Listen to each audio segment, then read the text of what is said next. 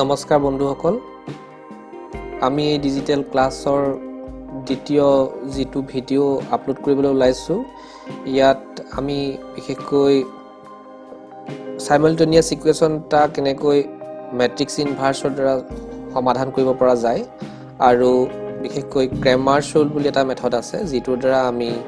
সাইমালটেনিয়াছ equation solve কৰিব পাৰো এই দুটাৰ বিষয়ে পঢ়িম ইয়াৰ আগৰ যেটো আমাৰ লেসন আছিল হেতুত বিশেষকৈ আমি পঢ়িছিলো যে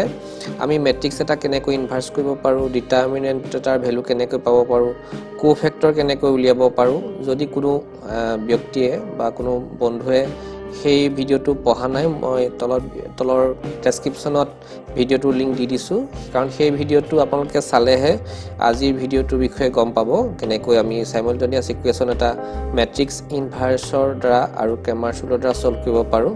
গতিকে আমি এতিয়া আমাৰ ল্যাপটপলৈ যাম আৰু ল্যাপটপতে দেখুৱাম কি ধৰণে আমি এটা সাইমালটেনিয়াছ ইকুৱেশ্যন হৈছে যে এটা সিস্টেম অফ ইকুৱেশ্যনছ কিবাটা ইকুৱেশ্যনছ থাকে আমি সকলোৱে জানো যে যেতিয়া নাম্বাৰ অফ ভেৰিয়েবলছ আৰু নাম্বাৰ অফ ইকুৱেশ্যনছ সমান হয় তেতিয়া আমি এটা সাইমালটেনিয়াছ ইকুৱেশ্যন সিস্টেমৰ পৰা আমি ভেৰিয়েবল গিটাৰ ভ্যালু উলিয়াব পাৰো যদি আমাৰ দুটা ভেৰিয়েবল আছে দুটা ইকুৱেশ্যন আছে আমি সাবস্টিটিউট কৰিবলৈ নৰমালি সাধাৰণতে আমি তাৰ ভ্যালুবোৰ উলিয়াব পাৰো ভেৰিয়েবল গিটাৰ কিন্তু যদি এনেকুৱা হয় যে 50টা ভেৰিয়েবলছ আছে আৰু 50টা ইকুৱেশ্যনছ আছে তেনেকুৱা ক্ষেত্ৰত সমাধান কৰিবলৈ আমি ম্যাট্ৰিক্স ইনভাৰ্সৰ দ্বাৰা আমি সাইমালটেনিয়াছ ইকুৱেশ্যনৰ ভেৰিয়েবলবোৰৰ ভ্যালু উলিয়াব পাৰো আৰু এটা মেথড আছে এই মেথডটো কোৱা হয় ক্ৰেমাৰ ৰুল আৰু সেই ক্ৰেমাৰ ৰুলৰ দ্বাৰাও আমি কি কৰিব পাৰো সাইমালটেনিয়াছ ইকুৱেশ্যনৰ পৰা আমি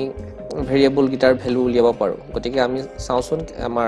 আমি ল্যাপটপলৈ যাওঁ আৰু ল্যাপটপতে দেখুৱাম কি ধৰণে আমি সাইমালটেনিয়াছ ইকুৱেশ্যন ম্যাট্ৰিক্স ইনভাৰ্স আৰু ক্ৰেমাৰ ৰুলৰ দ্বাৰা সল্ভ কৰিব পাৰো আৰু ইয়াৰ লগতে মই আৰু এটা কথাও যে যিসকল ব্যক্তিয়ে বা যিসকল বন্ধুৱে ইতিমধ্যে মোৰ চেনেলটো সাবস্ক্ৰাইব কৰা নাই তেওঁলোকে সাবস্ক্ৰাইব কৰি ল'বলৈ মই অনুৰোধ জনালো আৰু নহলেও আমাক লাইক কৰিবলৈ জনালো কাৰণ আমাৰ যদি চেনেলটো আপোনালোকে সাবস্ক্ৰাইব কৰিলে আমি যিখিনি নতুন ভিডিও দেখুৱাও সেই ভিডিওখিনিৰ নটিফিকেশনত আপোনালোকৰ আহি যাব গতিকে আপোনালোকে আমাৰ ভিডিওটো লাইক কৰিব বুলি আমি অনুৰোধ জনালো আৰু তাৰ লগে লগে আমাৰ চেনেলটো সাবস্ক্ৰাইব কৰিব বুলি অনুৰোধ জনালো গতিকে আমি এতিয়া ল্যাপটপলৈ যাম গতিকে আমি আমাৰ ল্যাপটপত উপস্থিত হলোহি এতিয়া আমি দেখুৱাম কেনেকৈ ম্যাট্ৰিক্স ইনভাৰ্সৰ মেথডৰ দ্বাৰা সাইমালটেনিয়াছ ইকুৱেশ্যন আমি সল্ভ কৰিব পাৰো আৰু ভেৰিয়েবলবোৰৰ ভ্যালু পাব পাৰো আৰু এটা মেথড আছে এটো হৈছে ক্ৰেমাৰ ৰুল আমি ক্ৰেমাৰ ৰুলৰ বিষয়ে পঢ়িম নেক্সট আমি চাওচোন কেনেকৈ আমি আগবাঢ়িব পাৰো আমি আগৰ যেটো ভিডিও আছিল ভিডিওটোত আমি দেখুৱাইছিলো যে আমাৰ n ভেৰিয়েবল আৰু n ইকুৱেশ্যনৰ আমি সাইমালটেনিয়াছ ইকুৱেশ্যন টা কেনেকুৱা হ'ব পাৰে ইয়াত আমাৰ n টা ভেৰিয়েবল আছে x1 x2 x3 তেনেকৈ xn লৈকে আৰু আমাৰ যেনেকৈ আমাৰ ইকুৱেশ্যনৰ সংখ্যাও এটা ইকুৱেশ্যন দুটা ইকুৱেশ্যন তেনেকৈ n টা লৈ গৈছে গতিকে আমাৰ n ভেৰিয়েবল n ইকুৱেশ্যনৰ এটো এটা সাইমালটেনিয়াছ লিনিয়াৰ ইকুৱেশ্যন বিশেষকৈ আৰু ইয়াত কনষ্টেন্ট টাৰ্ম হৈছে c1 c2 cn আৰু ইয়াত আমি যেতিয়া আমি ইয়াক ম্যাট্ৰিক্স ফৰ্মলৈ লৈ যাম ম্যাট্ৰিক্স ফৰ্মত আমি পাম এটা কোএফিচিয়েন্ট ম্যাট্ৰিক্স পাম যাৰ নাম দিছো a আৰু এটা ভেৰিয়েবল বোৰ লৈ পেলাই যেটো ম্যাট্ৰিক্স এটো হৈছে x আৰু এটা কনষ্টেন্ট বোৰ লৈ পেলাই যেটো ম্যাট্ৰিক্স তাক নাম দিছো c এই কোএফিচিয়েন্ট ম্যাট্ৰিক্সটো কি আমি চাইছো ইয়াত n/n ম্যাট্ৰিক্স বিশেষকৈ কাৰণ ইয়াত n টা ভেৰিয়েবল আছে n টা ইকুৱেশ্যন আছিল গতিকে ইয়াত আমি n/n গতিকে ই এটা স্কয়াৰ ম্যাট্ৰিক্স গতিকে ইয়াত কোৱাটো আপোনালোকে mm ও পাব পাৰে mn ও পাব পাৰে nn ও পাব পাৰে গতিকে যেহেতু m n মানে নাম্বাৰ অফ ৰো আৰু নাম্বাৰ অফ কলমৰ সংখ্যা সেম হয় গতিকে ই এটা স্কয়াৰ ম্যাট্ৰিক্স আৰু ইয়াত আমি এটো কোএফিচিয়েন্ট বোৰ লৈ পেলাই এই ম্যাট্ৰিক্সটো গঠন হৈছে নেক্সট এই ভেৰিয়েবল খিনি লৈ পেলাই এই কলম যেটো আমাৰ ম্যাট্ৰিক্স এটো x নাম দিছো কনষ্টেন্ট লৈ পেলাই যেটো কলম ম্যাট্ৰিক্সটো নাম দিছো c আৰু ইয়াত আমি বিশেষকৈ আকৌ যদি আমি বিশেষ একো কৰা নাই এই ৰোটোৱে যদি আমি এই ভেৰিয়েবলৰ কলমটো মাল্টিপ্লাই কৰো আগৰ যেটো ইকুৱেশ্যন আছিল আমি ইকুৱেশ্যনটো আকৌ পাই যাম গতিকে আমি এই সাইমultaneous ইকুৱেশ্যনটো আমি মেট্ৰিক্সলৈ কেনেকৈ নিব পাৰে সেইটো দেখুৱাইছোঁ এই কোফিচিয়েণ্টখিনি লৈ পেলাই গঠিত হৈছে কোফিচিয়েণ্ট মেট্ৰিক্সটো a11 a12 a1n আৰু ঠিক ভেৰিয়েবলখিনি লৈ পেলাই ভেৰিয়েবলৰ কলম মেট্ৰিক্সটো গঠন হৈছে আৰু এই কনষ্টেণ্টখিনি লৈ পেলাই এই কনষ্টেণ্ট কলম মেট্ৰিক্সটো গঠন হৈছে নেক্সট আমি চাম কি ধৰণে আমি ইয়াক সলভ কৰিব পাৰোঁ আমি পালোঁ যে ax = c আকৌ মই দেখুৱাই দিছোঁ ইয়াত a multiplied by x = c গতিকে ইয়াত লিখিছোঁ ax = c x টো যদি আমি এফালে ৰাখোঁ x টো এফালে ৰাখি পেলাই a টো যদি হিফালে লৈ যাওঁ আমি এনেকৈ লিখিব পাৰোঁ 1 divided by a মেট্ৰিক্স আৰু ইয়াক আমি যদি আমি নৰ্মেল বেলেগ এটা ফৰ্মত লিখোঁ তেতিয়া আমি এনেকৈ লিখিব পাৰোঁ a to the power -1 আৰু c টো অলৰেডি আছে গতিকে ইয়াক c লগত মাল্টিপ্লাই হৈছে গতিকে a to the power -1 multiplied by c গতিকে a to the power -1 হৈছে কি হেতু আছিল আমাৰ মেট্ৰিক্সটোৰ ইনভাৰ্স যেহেতু আমি 1 divided by a কৰিব নোৱাৰো গতিকে a to the power -1 হৈছে আমাৰ যেটো কোফিচিয়েণ্ট মেট্ৰিক্স তাক আমি কি কৰিব লাগিব ইনভাৰ্স কৰিব লাগিব ইনভাৰ্স কেনেকৈ কৰো আমি আগতে adjoint adj মানে adjoint adj of a মেট্ৰিক্সটোক আমি কি কৰো আমি adjoint উলিয়াও আৰু তাক আমি কিহে ডিভাইড কৰো আমি ডিটাৰমিনেন্টৰ যে কোফিচিয়েণ্ট মেট্ৰিক্সটোৰ ডিটাৰমিনেন্টটোৱে আমি তাক কি কৰো ডিভাইড কৰিব লাগিব adjoint a divided by determinant a কিন্তু ইয়াৰ লগত যেহেতু c টো মাল্টিপ্লাই হৈ আছে গতিকে c টোক আমি তাৰ মাল্টিপ্লাই কৰিব লাগিব আৰু তেতিয়া আমি x ৰ ভ্যালুটো পাম কিন্তু x টো এটা সিঙ্গল ভেৰিয়েবল নহয় ই x1 x2 n লৈকে যোৱা ভেৰিয়েবলবোৰৰ ভ্যালু আমি সেই ধৰণে এইটো আমি adjoint a উলিয়াই তাক c লগত মাল্টিপ্লাই কৰি ডিটাৰমিনেন্টটো ডিভাইড কৰিলে আমি পাম আমি এটা প্ৰ্যাকটিক্যাল এক্সাম্পল লৈ আমি দেখুৱাম কেনেকৈ আমি ইয়াক সলভ কৰিব পাৰো আমি নেক্সট হেতুৱে দেখুৱাবলৈ গৈ আছো আমি এটা প্ৰ্যাকটিক্যাল এক্সাম্পল লৈছো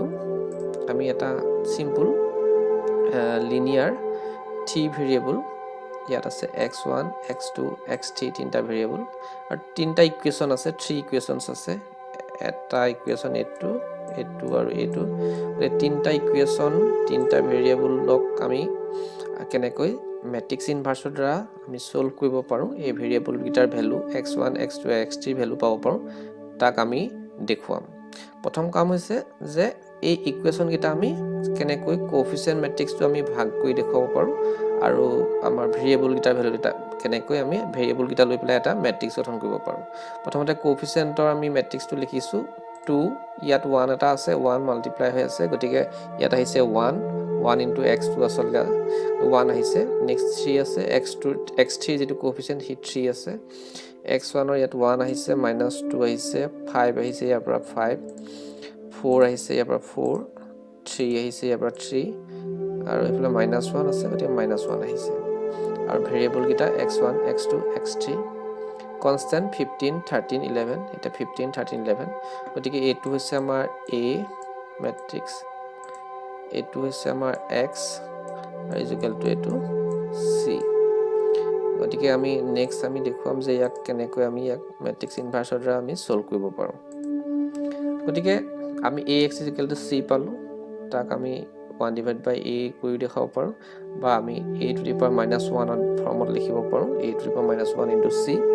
আৰু a to the power -1 আমি অলৰেডি কলো যে adjoint a divided by determinant a পালে আমি মেট্ৰিক্সটো ইনভাৰ্স হ'ব multiplied by c গতিকে আমি নেক্সট আমি এটো কৰিম কিন্তু এটা কথা মেট্ৰিক্স ইনভাৰ্স পসিবল হ'বলৈ হলে আমি জানিব লাগিব যে মেট্ৰিক্সটোৰ যেটো কোফিচিয়েন্ট মেট্ৰিক্সটোৰ যেটো ডিটাৰমিনেন্টৰ ভ্যালুটো 0 আহিব না লাগিব গতিকে আমি সেই কোফিচিয়েন্ট মেট্ৰিক্সটো আমাৰ আছে 2 1 3 1 -2 5 4 3 -1 ইয়াৰ কি কৰিলো ডিটাৰমিনেন্টৰ ভ্যালুটো উলিয়ালো ডিটাৰমিনেন্টৰ ভ্যালুটো উলিয়াবলৈ আমাৰ পদ্ধতিটো সম্ভৱত মনত আছে আগৰ যেটো ভিডিও আছিল আমি তাতো দেখুৱাইছিলো ইয়াত আমি কি কৰিছো ফাৰ্স্ট যেটো ৰোটোক আমি এক্সপান্ড কৰিছো ৰোটো এক্সপান্ড কৰা পদ্ধতি মনত আছে প্ৰথমতে প্লাস হয় নেক্সটটো মাইনাস হয় নেক্সটটো আকৌ প্লাস হয় গতিকে প্ৰথম আমি 2 ৰ কাৰণে আমি এক্সপান্ড কৰিলে 2 এই কলমটো আৰু এই ৰোটো বাদ দি আমাৰ যেটো ডিটাৰমিনেন্ট হ'ব হেতু আমি ক্ৰস মাল্টিপ্লাই কৰিম ইয়াৰ লগত a2 ইয়াৰ লগত a2 গতিকে এইটো যদি আমি ক্ৰছ মাল্টিপ্লাই কৰোঁ -2 মাল্টিপ্লাইড বাই -1 গতিকে 2 যিহেতু 2ৰ কাৰণে কৰিছোঁ 2 ইফালে আহিছে 2 মাল্টিপ্লাইড বাই ইফালে 2 মাল্টিপ্লাইড বাই -1 -2 মাল্টিপ্লাইড বাই -1 গতিকে 2 আহিছে -3 × 5 -15 তেনেকৈ আমাৰ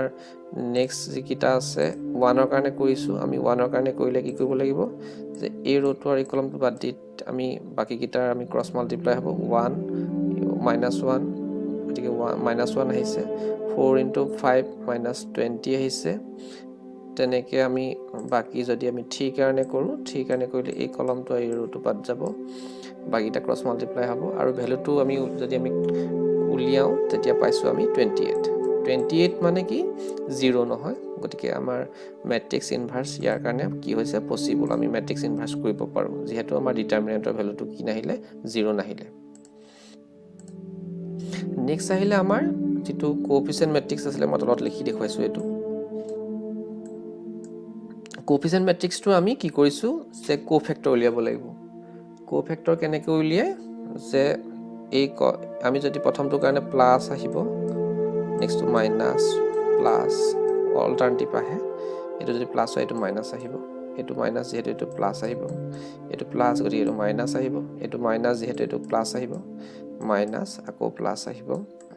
গতিকে নেক্সট আমি ইয়াৰ কোফেক্টৰটো উলিয়াবলৈ হলে আমি এই কলমটো এই ৰটো বাদ দিব লাগিব -2 -2 5 5 3 3 -1 -1 এইকেইটা আমি কি হ'ব পিছত ক্ৰছ মাল্টিপ্লাই হ'ব এটো লগত এটো মাল্টিপ্লাই হ'ব এটো লগত এটো মাল্টিপ্লাই হ'ব ঠিক তেনেকৈ আমি বাকি কিটাৰ কাৰণেও কৰিব পাৰো বাকি কিটাৰ কাৰণে কৰিবলৈ হলে আমি কি কৰিব লাগিব যে যদি আমি 1ৰ কাৰণে উলিয়াইছো তেতিয়া হলে আমি এই কলমটো এই ৰটো বাদ দিম নেক্সট হ'ব 1 1 4 4 5 5 -1 আহিছে ঠিক তেনেকৈ বাকি কিটা আমি কোফেক্টৰ উলিয়াব লাগিব আৰু কোফেক্টৰ উলিওৱাৰ পিছত আমি কি কৰিব লাগিব তাৰ ক্ৰছ মাল্টিপ্লাই কৰি ভ্যালু কিটা উলিয়াব লাগিব আমাৰ ভ্যালু কিটা ওলাইছে -13 21 11 10 -14 -2 11 -7 -5 গতিকে ক্ৰছ মাল্টিপ্লাই কৰাৰ পিছত প্লাস মাইনাস কৰিলে আমাৰ এই কোফেক্টৰ মেট্ৰিক্সটো ওলাব আৰু এক আমি জানো যে এডজয়েন্ট এ উলিয়াবলৈ হলে এই কোফেক্টৰ মেট্ৰিক্সটো আমি কি কৰিব লাগিব আমি এটোক ট্ৰান্সপোজ কৰিব লাগিব ট্ৰান্সপোজ কেনেকৈ কৰে এই ৰটো আমাৰ কলম হৈ যাব এই ৰটো ইয়াত আছিল -13 21 11 -13 21 11 কিন্তু ইয়াত আছিল ৰ ইয়াত আমি কি কৰিলো এটো কলম কৰিলো গতিকে ফাৰ্স্ট ৰটো হলকে ফাৰ্স্ট কলম সেকেন্ড ৰটো হ'ব সেকেন্ড কলম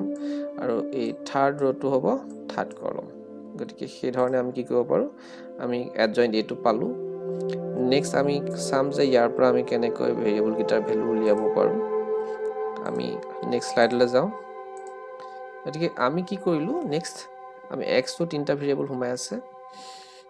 ইয়াত আমি কি কৰিলো যে এই যেটো এডজয়েন্ট a এটো হৈছে এডজয়েন্ট a এটো হৈছে এডজয়েন্ট a এডজয়েন্ট a টোক আমি c টো আছিল আমাৰ 15 13 11 এটোৱে আমি মাল্টিপ্লাই কৰিব লাগিব এটো হৈছে এডজয়েন্ট a আৰু এটো হৈছে কনস্ট্যান্ট টাৰ্মটো যেটো কনস্ট্যান্ট ম্যাট্ৰিক্স আছিল তাক আমি যেতিয়া মাল্টিপ্লাই কৰিম আমি মাল্টিপ্লাই কৰাৰ পদ্ধতিটো নিশ্চয় মনত আছে মাল্টিপ্লাই কৰিবলৈ হলে আমাৰ এই ৰটোৰ লগত এই কলমটো মাল্টিপ্লাই কৰিব লাগিব তাৰমানে 13 ৰ লগত 15 মাল্টিপ্লাই হ'ব 13 ৰ লগত 15 মাল্টিপ্লাই হ'ব মাজত প্লাস আহিব আকৌ নেক্সট 10 ৰ লগত 13 মাল্টিপ্লাই হ'ব প্লাস আহিব 11 ৰ লগত 11 মাল্টিপ্লাই হ'ব প্লাস আহিব তেনেকৈ সেকেন্ড ৰটোৱে আকৌ কলমটো মাল্টিপ্লাই কৰি আকৌ সেকেন্ড টাৰ্মটো পাম থাৰ্ড ৰটোৱে আকৌ কলমটো মাল্টিপ্লাই কৰি থাৰ্ড টাৰ্মটো পাম ঠিক তেনেকৈ কৰাৰ পিছত আমি পাম 56 56 84 ইয়াৰ ভ্যালুটো আহিব 56 ইয়াৰ ভ্যালুটো আহিব 56 ইয়াৰ ভ্যালুটো আহিব 84 তাক যদি আমি ডিটাৰমিনেন্ট ভ্যালুটো অলৰেডি উলিয়াই থোৱা আছে 28 এ ডিভাইড কৰো তেতিয়া আমি এই সবকে 28 এ ডিভাইড কৰিছো কৰিলে আমি কি পাম আমি পাম 2 2 3 আৰু এইকেইটাই হৈছে আমাৰ x1 x2 x3 ভ্যালু গতিকে x1 ৰ ভ্যালু 2 আহিছে x2 ৰ ভ্যালু 2 x3 ভ্যালু 3 গতিকে x1 2 x2 2 আৰু x3 ভ্যালুটো 3 আহিছে গতিকে আমি সেই ধৰণে আমি কি কৰিব পাৰো আমি ভেৰিয়েবল গিটাৰ ভ্যালুটো পাব পাৰো নেক্সট আমি সাম যে আৰু এটা পদ্ধতি আছে এইটো অলপ সহজ পদ্ধতি, যেহেতু মেট্ৰিক্স ইনভাৰ্স কৰিবলৈ গ'লে আমি কোফেক্টৰ উলিয়াব লাগিব, কোফেক্টৰ উলিয়াই আকৌ ট্ৰান্সপ'জ কৰিব লাগিব, তেতিয়া আমি এডজইন দি পাম, ডিটাৰমিনেণ্ট ভেলুটো অলৰেডি উলিয়াব লাগিব ডিটাৰমিনেণ্ট। গতিকে আমাৰ আৰু এটা পদ্ধতি আছে যিটো কোৱা হয় ক্ৰেমাৰ্ছ ৰুল। ক্ৰেমাৰ্ছ ৰুলটো হৈছে লিনিয়াৰ এলজেব্ৰা ছল্ভ কৰাৰ অন্য এটা পদ্ধতি। আমি ইয়াৰ দ্বাৰাও চাইমালটেনিয়াছ ইকুৱেশ্যন ছল্ভ কৰিব পাৰোঁ। আৰু আমি যদি চাওঁ দুইটা পদ্ধতিৰ ক্ষেত্ৰত ক্ৰেমাৰ্ছ ৰুল আমি কিছু ক্ষেত্ৰত প্ৰিফাৰ কৰোঁ, কাৰণ ক্ৰেমাৰ্ছ ৰুল অকণমান সহজ বুলি ক'ব পাৰোঁ। সহজ মানে বেছি আমি কেলকুলেশ্যন কৰিব নালাগে, কেলকুলেশ্যন কৰিলে অলপ কম কৰিবলগীয়া হয়। আৰু গেব্ৰিয়েল ক্ৰেমাৰ নামৰ এজন মেথমেটিচিয়ানে এই পদ্ধতিটো উলিয়াইছিলে, আৰু তেওঁৰ নাম অনুসৰি এই পদ্ধতিটোক কোৱা হয় ক্ৰেমাৰ্ছ ৰুল। তেওঁৰ নাম আছিলে গেব্ৰিয়েল ক্ৰেমাৰ, গতিকে ক্ৰেমাৰটো তাৰ পৰা আহিলে ক্ৰেমাৰ্ছ ৰুল বুলি কোৱা হয়। আৰু এই পদ্ধতিটো কেনেকৈ আমি এটা চাইমালটেনিয়াছ ইকুৱেশ্যন ছল্ভ কৰোঁ আমি নেক্সট আমি দেখুৱাম। এইটোৱে আছিলে আমাৰ এন ভেৰিয়েবল এন ইকুৱেশ্যনৰ যিটো চাইমালটেনিয়াছ ইকুৱেশ্যন, তাৰ পৰা কোএফিচিয়েণ্ট মেট্ৰিক্স উলিয়াইছিলোঁ, ভেৰিয়েবলৰ মেট্ৰিক্স উলিয়াইছিলোঁ আৰু কনষ্টেণ্টৰ মেট্ৰিক্স উলিয়াইছিলোঁ। আৰু ইয়াতো ঠিক AX = C হয়। আৰু মেট্ৰিক্স ইনভাৰ্ছৰ দৰে ক্ৰেমাৰ্ছ ৰুল এপ্লাই কৰিবলৈ হ'লেও কি হ'ব লাগিব যে এই কোএফিচিয়েণ্ট মেট্ৰিক্সটোৰ এই যিটো কোএফিচিয়েণ্ট মেট্ৰিক্স আছিলে, এই কোএফিচিয়েণ্ট মেট্ৰিক্সটোৰ যিটো ডিটাৰমিনেণ্টটোৰ ভেলুটো 0 আহিব নালাগিব। ধৰি লৈছোঁ এই কোএফিচিয়েণ্ট মেট্ৰিক্সটোৰ ভেলুটো আমাৰ 0 অহা নাই, তেতিয়া আমি ক্ৰেমাৰ্ছ ৰুল এপ্লাই কৰিব পাৰোঁ। কিন্তু এটা কথাই মনত ৰখা উচিত যে এই কোএফিচিয়েণ্ট মেট্ৰিক্সটোৰ যিটো ডিটাৰমিনেণ্ট সেইটো কাহানিও 0 হ'ব নোৱাৰে। 0 মাইনাছ হ'ব পাৰে, প্লাছ হ'ব পাৰে, কিন্তু 0 হ'লে আমি যিদৰে মেট্ৰিক্স ইনভাৰ্ছ কৰিব নোৱাৰোঁ, ঠিক তেনেকৈ ক্ৰেমাৰ্ছ ৰুলো আমি এপ্লাই কৰিব নোৱাৰোঁ। গতিকে সেই কথাটো ছাত্ৰ ছাত্ৰীসকলে বা অন্যান্য ব্যক্তিসকলে মনত ৰখা উচিত। নেক্সট আহিলে ক্ৰেমাৰ্ছ ৰুলত আমি তিনিটা ভেৰিয়েবল, বিশেষকৈ ইয়াত তিনিটা ভেৰিয়েবল কেনেকৈ আছিলে, তিনিটা ভেৰিয়েবলৰ আমি ভেলু কেনেকৈ উলিয়াইছোঁ তাত দেখাইছিলোঁ মেট্ৰিক্স ইনভাৰ্ছত। আমি ক্ৰেমাৰ্ছ ৰুলতো আমি দেখুৱাম যে ইয়াত যিহেতু n ভেৰিয়েবল আছে, n ভেৰিয়েবলৰ কাৰণে কেনেকৈ আমি ভেৰিয়েবলৰ ভেলুকেইটা উলিয়াব পাৰোঁ। প্ৰথম কথা হ'ল যে প্ৰথম যিটো ভেৰিয়েবল আছিলে সেইটো আছিলে x1। গতিকে x1ৰ আমাৰ ভেলুটো উলিয়াবলৈ হ'লে আমি কি কৰিব লাগিব, আমাৰ সহজ পদ্ধতি যে ইয়াত ডিটাৰমিনেণ্ট A1ক হৰণ কৰিব লাগিব, ডিভাইড কৰিব লাগিব ডিটাৰমিনেণ্ট A-ৰে। ডিটাৰমিনেণ্ট A ৰ ভেলুটো অলৰেডি উলিয়াই থৈছোঁ 28, আমি আগৰ এটা অংকত পাইছিলোঁ, কিন্তু আমি যিহেতু এইটো থিয়ৰিটিকেল দেখাইছোঁ গতিকে ইয়াত আমি 28 নাপাওঁ, কিন্তু ধৰি লৈছোঁ যে ডিটাৰমিনেণ্ট A ভেলুটো নট ইকুৱেল টু 0 নহয়। বিশেষকৈ এইটো কথা অলৰেডি আমি ডিছকাছ কৰিলোঁ। আমি ডিটাৰমিনেণ্ট A কি সেইটোও গম পাওঁ, কিন্তু আমি নাজানো যে ডিটাৰমিনেণ্ট A1 কি। গতিকে ডিটাৰমিনেণ্ট A1নো কি আমি চাব লাগিব। ডিটাৰমিনেণ্ট A1 হৈছে কি, যে যিহেতু ফাৰ্ষ্ট ভেৰিয়েবলটো x1, গতিকে আমি কি কৰিব লাগিব, এই ফাৰ্ষ্ট যিটো কলম আছিলে, ফাৰ্ষ্ট কলমটোক আমি এই কনষ্টেণ্টটোৰে চেঞ্জ কৰিব লাগিব, ৰিপ্লেচ কৰিব লাগিব। তাৰমানে আমি A11ৰ ঠাইত লিখিছোঁ C1, ইয়াত চাওক আপুনি A1ৰ ঠাইত C1 লিখিছোঁ, A21ৰ ঠাইত লিখিছোঁ C2, ইয়াত আছিলে AN1 আছিলে, ইয়াত লিখিছোঁ আমি CN। ডেট মিনছ এই কলমটো, সম্পূৰ্ণ কলমটোক আমি কিহে সলনি কৰি দিলোঁ, কনষ্টেণ্ট টাৰ্মটোৰে সলনি কৰি দিলোঁ, বাকী টাৰ্মবোৰ একেই থাকিব। আৰু তেতিয়া আমি যিটো ডিটাৰমিনেণ্ট পাম, সেই ডিটাৰমিনেণ্টৰ ভেলুটোক যদি আমি অৰিজিনেল ডিটাৰমিনেণ্ট A-ৰে ডিভাইড কৰোঁ, তেতিয়াহ'লে আমি x1ৰ ভেলু পাম। গতিকে মই ভাবোঁ এই পদ্ধতিটো সহজ, খালি কথা মনত ৰাখিবলৈ কথাটো হৈছে যে যদি আমি প্ৰথম ভেৰিয়েবলটোৰ কাৰণে ছল্ভ কৰিবলৈ কৈছোঁ, আমি A1 যিটো আমি ডিটাৰমিনেণ্ট উলিয়াম, সেই A1 ডিটাৰমিনেণ্টটো কেনেকৈ পাম, যে প্ৰথম কলমটোক ৰিপ্লেচ কৰিম কনষ্টেণ্টৰ যিটো মেট্ৰিক্সৰ টাৰ্মকেইটাৰে। গতিকে আমি যেতিয়া প্ৰেক্টিকেলি কৰিম তেতিয়া আপোনালোকে ভাল ধৰণে বুজি পাব। নেক্সট আহিলে যে x2, গতিকে x2 যিহেতু 2 নম্বৰ ভেৰিয়েবল, গতিকে আমি এবাৰ কি কৰিম, এবাৰ 2 নম্বৰ যিটো কলম আছে, 2 নম্বৰ কলমটোক ৰিপ্লেচ কৰিম আকৌ কনষ্টেণ্ট টাৰ্মটোৰে, বাকীকেইটা একেই ৰাখিম। তাৰমানে আমি কনষ্টেণ্ট টাৰ্মটোৰে কলমকেইটা সলনি কৰি গৈ থাকিব লাগে আৰু ভেৰিয়েবলৰ ভেলুকেইটা আমি পাই গৈ থাকিম। গতিকে আমি এবাৰ পালোঁ যে A2 এটা ডিটাৰমিনেণ্ট, A2 ডিটাৰমিনেণ্টক হৰণ কৰিব লাগিব ডিটাৰমিনেণ্ট A-ৰে। A2 ডিটাৰমিনেণ্ট কেনেকৈ পাম, যে 2 নম্বৰ যিটো কলম, 2 নম্বৰ কলমটোক আমি ৰিপ্লেচ কৰিম কনষ্টেণ্টটোৰে, তেতিয়া আমি A2 ডিটাৰমিনেণ্ট পাম। আৰু A2 ডিটাৰমিনেণ্টক আমি যদি অৰিজিনেল ডিটাৰমিনেণ্টটোৰে আমি কোএফিচিয়েণ্টৰ বিশেষকৈ যিটো ডিটাৰমিনেণ্টটোৰে যদি আমি ডিভাইড কৰোঁ, তেতিয়াহ'লে x2 পাম। আৰু যেহেতু এই ভেৰিয়েবলটো xnলৈ গৈছে গতিকে আমি সেই ধৰণে xnৰ কাৰণেও উলিয়াব পাৰোঁ তেতিয়া আমি লাষ্টৰ যিটো আমাৰ কলম আছিলে লাষ্টৰ কলমটোক আমি ৰিপ্লেচ কৰিব লাগিব কনষ্টেণ্ট টাৰ্মটোৰে বাকিকেইটা আকৌ কিন্তু একেই থাকিব মাত্ৰ যিটো কলম চেঞ্জ কৰোঁ সেইটোহে চেঞ্জ কৰিব লাগে বাকিকেইটা যেনেকৈ আছে তেনেকৈ ৰাখিব লাগে তেতিয়া আমাৰ এনচাৰটো ওলাব আমি এটা প্ৰেক্টিকেল এক্সাম্পল আগৰ প্ৰেক্টিকেল যিটো এক্সাম্পল লৈছিলোঁ সেইটোৱে দেখাম আমি বেলেগ অংক নকৰোঁ আগৰ এক্সাম্পলটোৱে আছিলে যে T3 ভেৰিয়েবল 3 ইকুৱেশ্যনৰ আৰু ইয়াতো আমাৰ এইটো কনষ্টেণ্ট ভেৰিয়েবল কোফিচিয়েণ্ট এইটা মেট্ৰিক্স আছিলে এতিয়া নেক্সট আমি চাব লাগিব প্ৰথম কথা আছিলে যে আমাৰ ডিটাৰমিনেণ্ট ভ্যালুটো 0 হ'ব নালাগে ইয়াতো ডিটাৰমিনেণ্টৰ ভ্যালুটো 0 হোৱা নাই 28 উলিয়াইছিলোঁ আগতে গতিকে মই সলনি কৰা নাই নেক্সট আহিলে যে আমাৰ ভেৰিয়েবল কিটাৰ ভ্যালু উলিয়াব লাগে ভেৰিয়েবল ইয়াত তিনটা আছিলে ভেৰিয়েবল আছিলে এটা x1 নেক্সটটো আছিলে x2 আৰু নেক্সটটো আছিলে x3 যেহেতু ফাৰ্স্ট ভেৰিয়েবলটো x1 আছিলে আমি তেতিয়াহলে কি কৰিছিলোঁ আমাৰ ফৰ্মুলাটো আছিলে যে x1 = determinant a1 divided by determinant a determinant a টো হৈছে 28 অলৰেডি আমি উলিয়াই থৈছোঁ আৰু আমাক লাগে a1 গতিকে আমি চাব লাগে যে a1 ডিটাৰমিনেন্ট এই যে a1 ডিটাৰমিনেন্টটো a1 ডিটাৰমিনেন্টটো কি a1 ডিটাৰমিনেন্টটো হৈছে যে এই কোএফিচিয়েন্ট যিটো মেট্ৰিক্স আছিলে এই কোএফিচিয়েন্ট মেট্ৰিক্সটোৰ যিটো ফাৰ্স্ট কলমটোক আমি সলনি কৰিম কিহেৰে এই কনষ্টেণ্টটোৰে আমি এটা সলনি কৰিম কনষ্টেণ্টটো সলনি কৰিলে কি হ'ব ইয়াত আছিলে 2 আমি লিখিছোঁ 15 ইয়াত আছিলে 1 আমি লিখিছোঁ 13 আমি ইয়াত আছিলে 4 আমি ইয়াত লিখিলোঁ আমি 11 15 13 11 বাকিটা যেনেকৈ আছিলে ইয়াত 1 3 -2 5 3 1 আমি ইয়াতো একেই ধৰণে লিখিছোঁ মই মাত্ৰ বুজিবৰ কাৰণে বা ৰেফাৰেন্সৰ কাৰণে মই মাত্ৰ তলত আকৌ সেই মেট্ৰিক্স কিটা লিখি দেখুৱাইছোঁ খালি মনত ৰাখিবলৈ কথা এটাই যে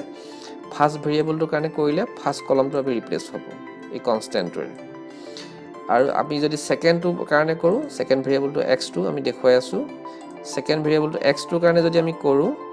সেকেন্ড ভেৰিয়েবল x2 কাৰণে যদি আমি কৰোঁ তেতিয়াহলে সেকেন্ড কলমটো ৰিপ্লেচ হ'ব এবাৰ আমি কি হৈছে সেকেন্ড কলমটো ৰিপ্লেচ কৰিছোঁ কনষ্টেণ্টটোৰে সেকেন্ড ভেৰিয়েবল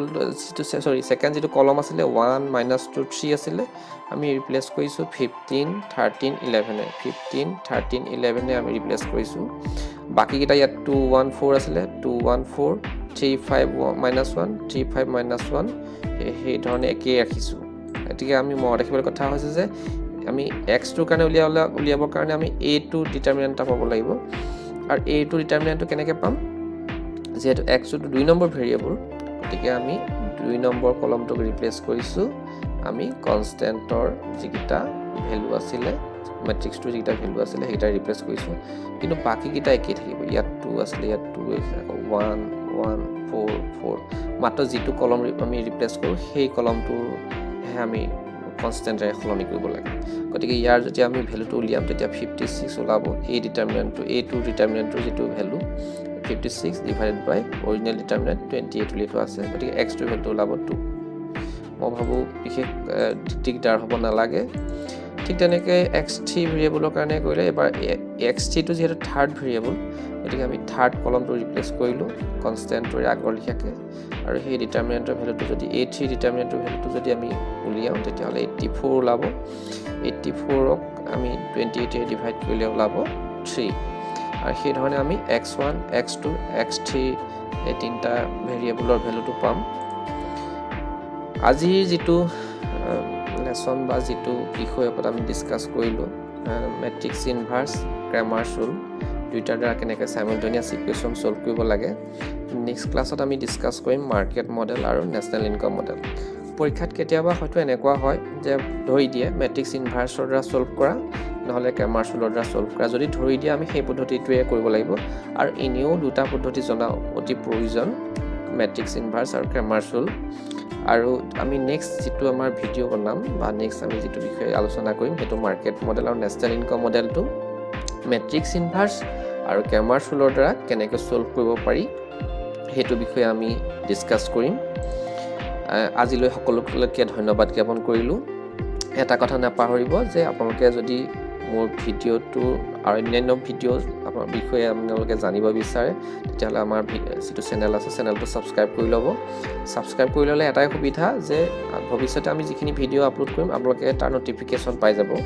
আৰু নহ'লেও আমাৰ ভিডিঅ'টো লাইক কৰিব আৰু শ্বেয়াৰ কৰিব বুলি আমি অনুৰোধ জনালোঁ। সকলোলৈকে ধন্যবাদ পুনৰ জ্ঞাপন কৰিলোঁ।